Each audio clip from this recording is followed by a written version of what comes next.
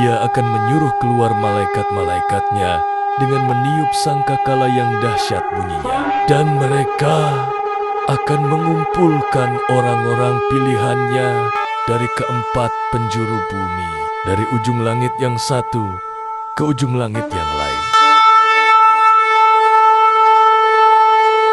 Lalu malaikat yang ketujuh meniup sangkakalanya, dan terdengarlah suara-suara nyaring di dalam sorga.